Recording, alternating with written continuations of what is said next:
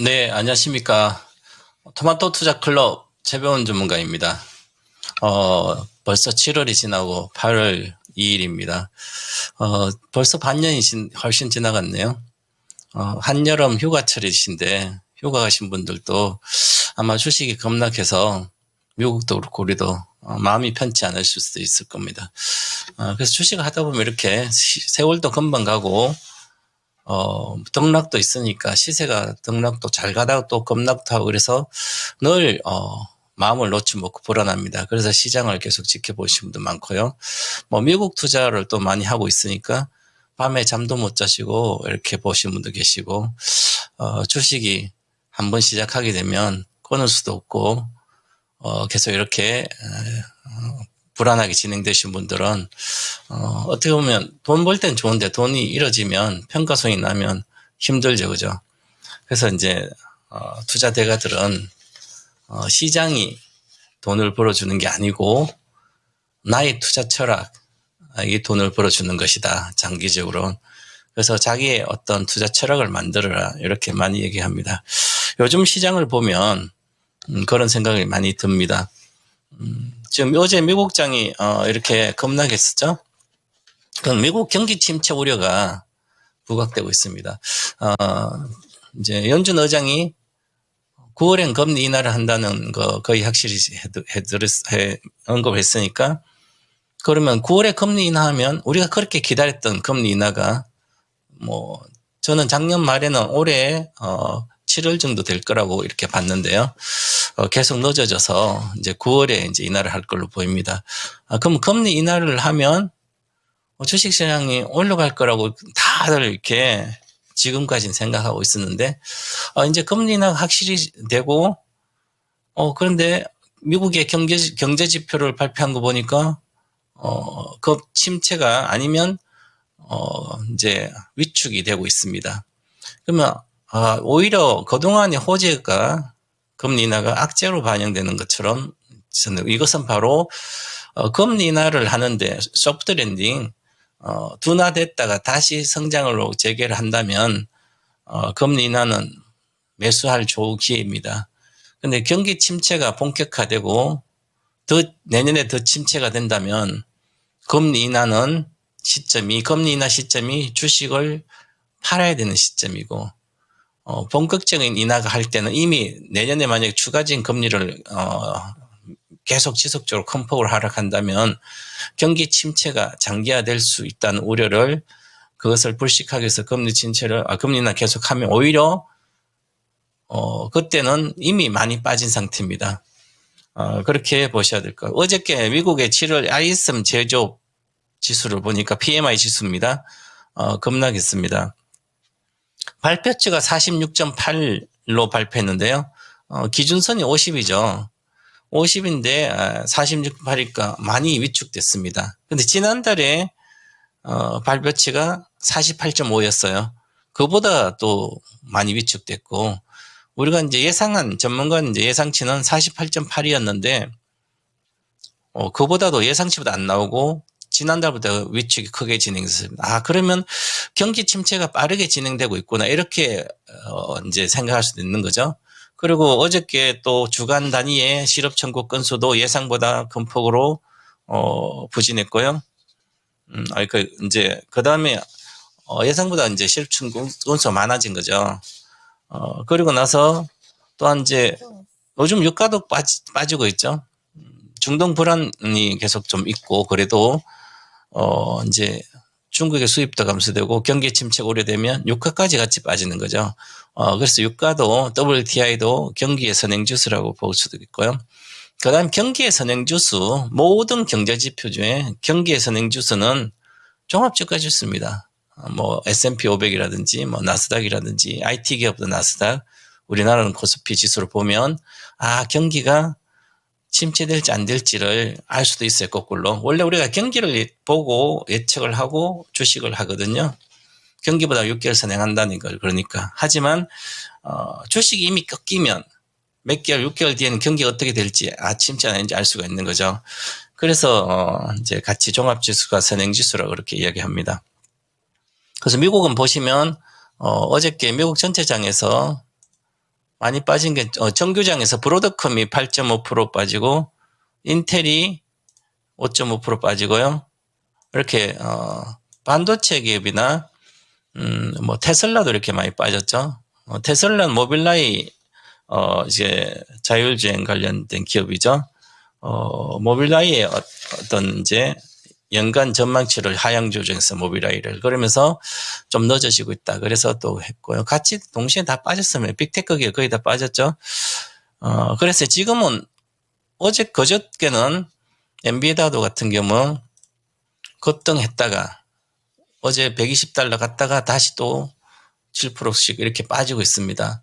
테슬라도 7월 초반에 $271 갔다가 지금 $216 왔죠. 그래서 지금 테슬라는 자율주행하고 연계되어 있고요. 엔비디아는 AI 반도체에 선도주고 글로벌 반도체 선도주입니다. AI 반도체. 그래서 엔비디아는 이제 우리 향후의 AI 혁명 시대에 머리 역할을 하는 거기 때문에 엔비디아가 전체 AI 반도체 글로벌 주가를 선행적으로 주도주기 때문에 그래서 선행적으로 아마 보여주고 있습니다.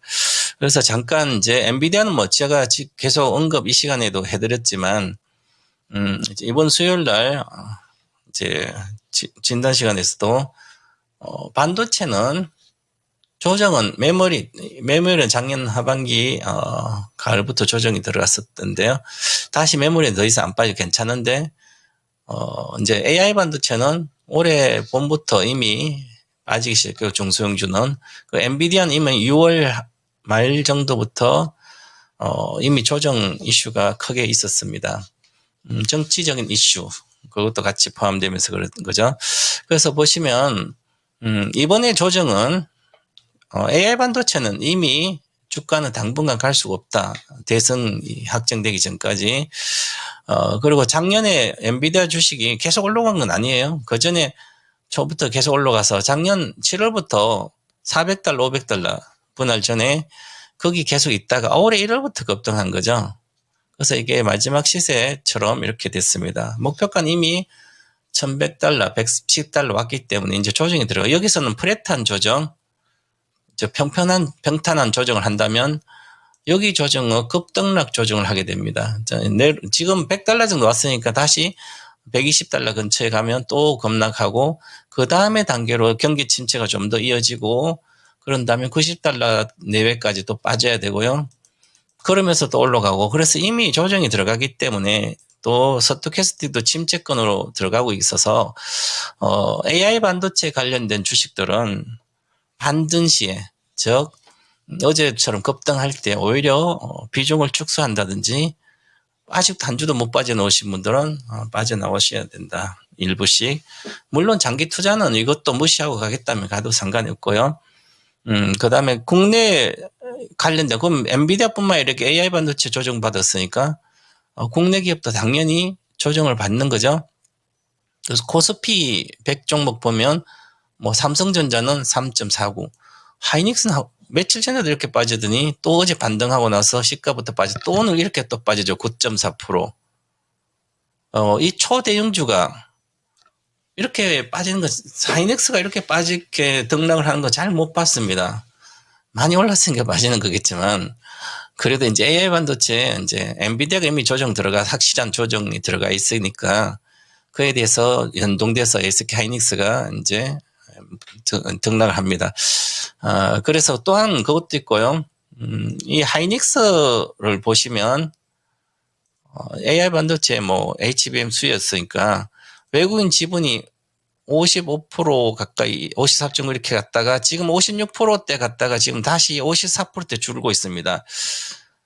과거에 삼성전자가 2019년도 지분이 57%에서 2022년도까지 지분이 49%까지 내려와서 지금 다시 삼성전자가 56.5%가 올라왔습니다.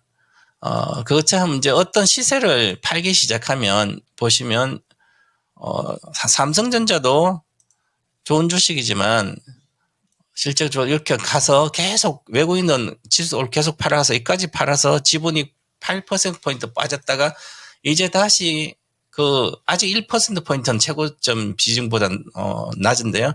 그래서 어느 정도 올라온 거죠. 그래서 외국인이 지금 팔지 않기 때문에 삼성전자는 내년에도 실적이 좋아서, 물론 반도체는 실적의 선행을 한 2년 정도 합니다.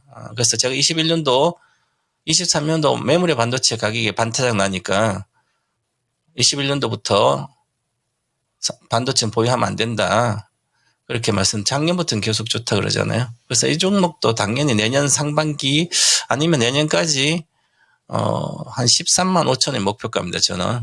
그래서 올해 이달 하순부터는 좀 좋아질 걸로 보이고요.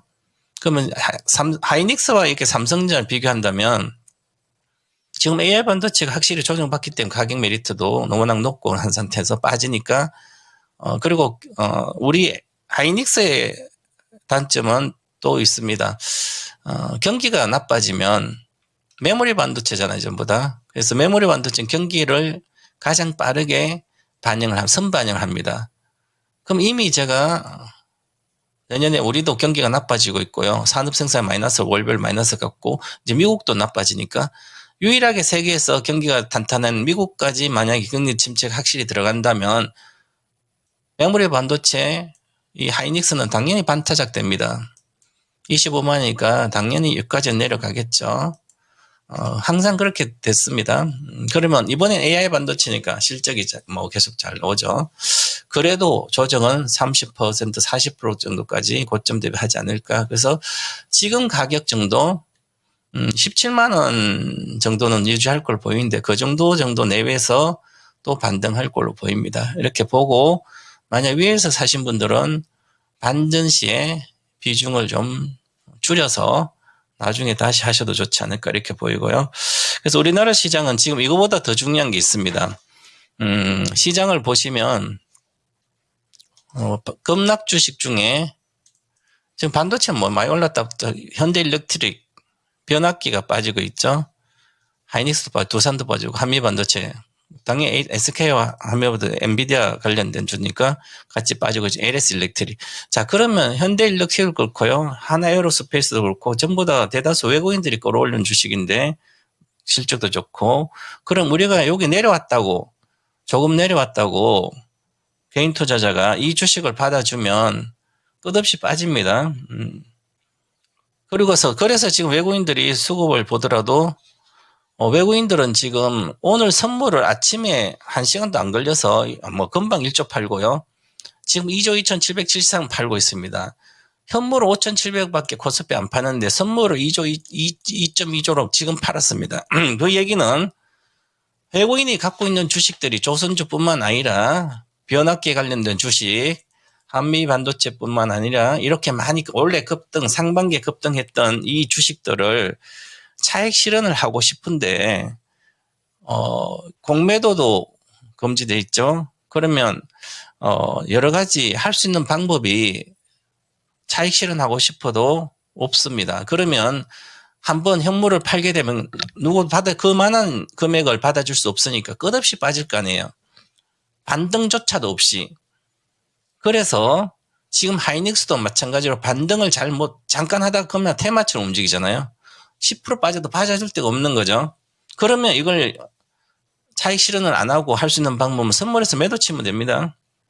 코스피 200 바세켓을 하든 비차익을 하든 차익을 어쨌든, 그래서 일단 선물로 먼저 해놓고 현물을 천천히 팔도 되는 거죠. 그래서 우리가 개인 투자자는 여러 가지 다양한 포지션 구축할 수 없기 때문에 쉽게 많이 빠졌다, 그동안 못 샀던 변압기 주식, 중기계 주식들 급락하고 있으니까 반등하겠지 해서 사가지고 물리면 손절도 안 하고 있으면 반타작 납니다.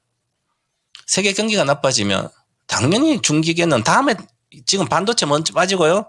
그 다음에 중기계 빠지고 금융주도 지금 빠지고 있습니다. 은행주도 받아줄 데가 없으니까. 은행주도 경기 하락의 직격탄입니다. 그래서 개인 투자자는 은행주, 변압기주, 지금 반도체 주식뿐만 아니라 전부 다 관심을 버리시고 가시는 좋지 않을까, 이렇게 말씀드리고요. 그 다음에 오늘의 섹터 좀 코스피가 이렇게 많이 빠지고 있습니다. 이미 단기 지지선은 반등 어제 갔다가 오늘 해서 실패했고요. 그 다음에 이제 외국인들이 팔고 있고 선물도 팔고 있으니까 중기적으로 코스피 200 지지선 주봉 기준 2606포인트예요. 이거는 깨진다고 봐야 되죠. 반등하더라도. 그럼 2606포인트 정도까지는 여기는 한 지지해서 반등할 거로 보이는데 지난번에 2700포인트대를 지지를 못했습니다. 여기에. 그러면 이번 주 오늘 금요일에 주봉이 나오고요. 그 다음에 제가 작년부터 계속 올해 3180포인트 찍을 거라고 봤는데 지금은 안 찍습니다. 이미 지난달 월봉이 윗꼬리 아랫꼬리에 달렸기 때문에 조정 들어갔습니다. 그럼 8월달 상반기는 조정받고 하반기부터 밑꼬리를 좀 더 조정받고 밑꼬리를 달고 끝날 거로 보이고 9월달에 옆에 있다가 계속 박스권에 있다가 만약에 바이든 정부가 정권을 재창출하면 저 해리스가 승리한다면 연말 장세가 급등장이 나오지 않을까. 거기에 가세하는 섹터는 2차전지다. 그리고 지금 금리 인하가 되고 미국 경기가 안 좋다 그러니까 현재 보시면 강산 종목은 SK텔레콤 SK텔레콤 올라가고 있죠. 1.86% 올라가고 있고요. KT도 0. 올라가고 이렇게 특별한 개별 조례는 거 빼고요. 그 다음에 통신주들은 경기 방어주라고 해서 어차피 우리 이제 안정적인 MS를 갖고 경기가 좋든 나쁘든 돈은 그대로 들어오잖아. 현금이 통신료가 들어오니까. 그런데 우리 개인 투자자들은 굳이 내가 장이 안 좋으니까 피해 가서 경기 방어적인 통신주 가서 있었다 해봤자 수익률이 얼마 안 납니다. 이걸 2000년부터 시작해서 23년 동안 갖고 있어봤자 수익률이 거의 없죠. 그래서 이 고정관념을 깨야 된다. 포트폴리오 구성한 펀드라든 이런 건 해야 되겠지만 개인은 굳이 할 필요 없이 지금 기회가 좋은 많이 내려간 주식들을 앞으로 좋아하는 주식 그런 것을 사면 되는 거죠. 그래서 잠깐 물려도 보유하면 됩니다. 그래서 지금 현재 오늘 특징주가 하나가 있습니다. 여러분도 다 아시겠지만 동방박사 하면 옛날부터 토마토 TV 시청자분들은 2016년부터 17년도까지 배터리 셀업체 1등주는 삼성 SDI니까 자식한테 물려줘도 되고 보유해라. 10만 원부터 계속 그랬고요. 그 다음에 배터리 시대가 오면 전기차 시대가 오면 양극재는 에코프로, 음극재는 일진모터 두 종목이다. 이렇게 총 세 종목만 이건 인생 동반주다. 이렇게 말씀을 드려서 지금 7년 정도 흘렸습니다. 자, 이제는 삼성 SDI가 바닥을 찍은 걸로 오늘 주봉이 양봉이 뜨면 시가가 주봉이 33만 7,500입니다. 앞으로 500원 더 올라서 33만 7,500원 이상 끝나서 양봉이 뜨면 삼성 SDI 바닥이다. 이제 보장이 바닥이 31만 1,000원, 2,000이 나왔죠. 만약에 이번에 바닥이라면 저는 2020 늦어도 29년도 2030년이 되기 전에 10배는 오른다. 이렇게 보고 있습니다. 자, 삼성 SDI는 사상 고점이 82만 8천인데요.